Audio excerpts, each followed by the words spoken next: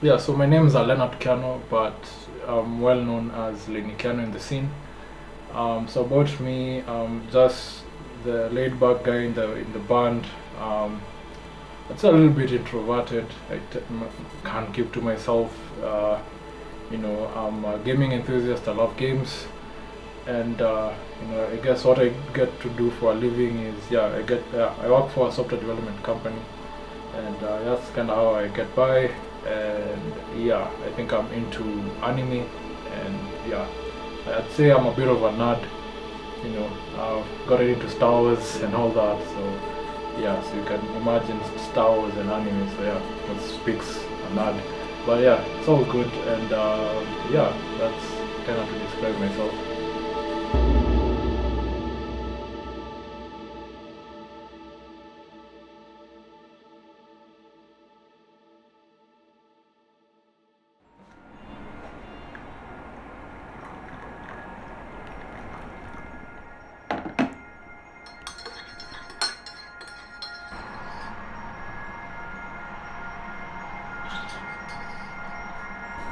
So what I get to do for the band, I'm the guitarist, the lead guitarist and current music producer for the band. So I've been playing guitar for, I guess, close to a decade now, 9, 10 years maybe. And I think I have music production of maybe, I guess, 5 years maybe. But of course it's been, everything is self-taught.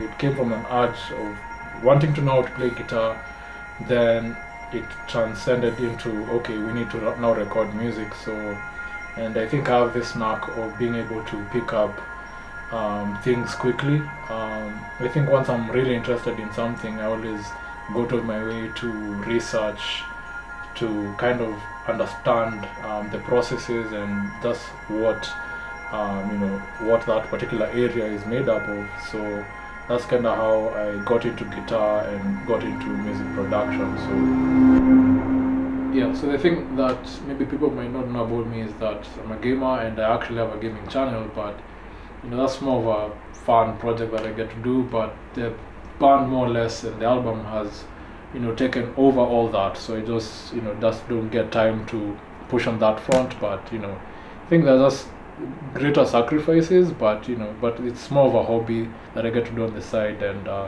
but the band and the music has consumed a lot of time that I maybe have to make content for my gaming channel. But yeah, that's kind of how my time is consumed. Just work. I actually need to earn a living and need to do the music. So yeah, so it just comes at greater costs in a way, but it's all good still. Yeah. Yeah, so Black Batman. I think this is Jai from from Crystal Axis. Very very cool guy, funny guy, you know.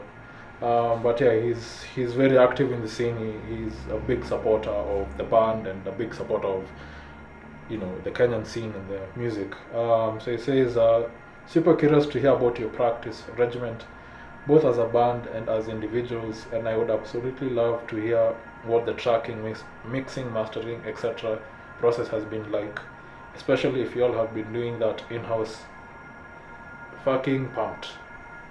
To describe the mixing and tracking, mixing, and mastering process, I think that's what I can easily tackle. Yeah, yeah. So we do demos. We kind of need a theme. That's inception. Come up with a theme. Do a demo. Once you do a demo, we record it. So that's tracking. Once you get to track it, vocals come in. After vocals come in, the song is complete. Then we can start mixing it. But in this period, we weren't mixing as soon as the song is done, or like as soon as the lyrics come in. So we're just having a full demo. We're calling them full demos, which have all the instruments and vocals.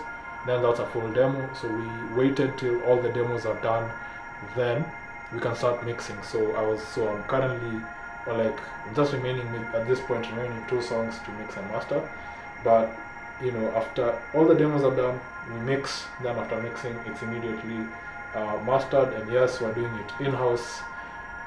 It's just easier for us to control the music ourselves and control the direction and the feedback from the bandmates is important in directing all that.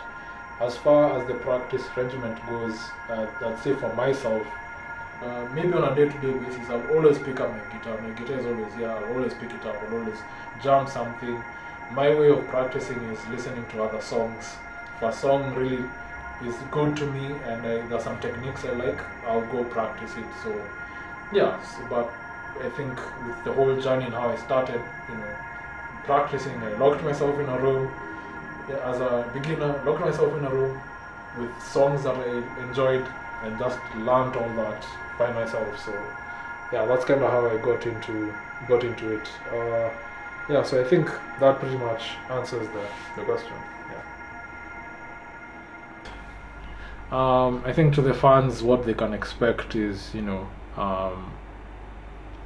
can just expect to be mind blown for sure. You can expect that. You can expect a lot of diversity. You can this is something. I think this album will change the scene, if I can put it like that. It will change the scene. This is an album where you will hit the first song and finish the last song. We kind of have this saying that we don't want this track to be like a skippable track.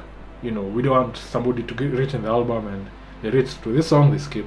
So we always have to have something in that track that will build anticipation. So there are albums where you can listen to an entire, there's albums where you just don't listen to one song, you just listen to the whole album. So that's what our fans can expect. I'd say expectations from the fans is, I think support really. Like I think this line of music is not easy. It's not it's not everyone that can do this line of music. So support really goes a long way. I think we've all seen success stories of other bands that came from nothing, and it's all the fans really, but then again it's two-way. We need to put in effort, they need to reciprocate, or not really reciprocate, but just receive and resonate with all that.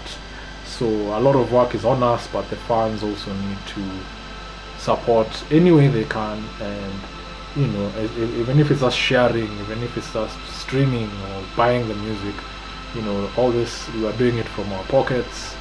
And yeah, it's just something that we are giving, as much as this music, it's our escape, it's our release. We want it to resonate with them. So if it resonates with them, they're active in sharing, they're active in listening, and just showing the love. I think it's just showing the love and support really. Yeah, I think that really takes the band to another level, and yeah, pretty much that. Yeah.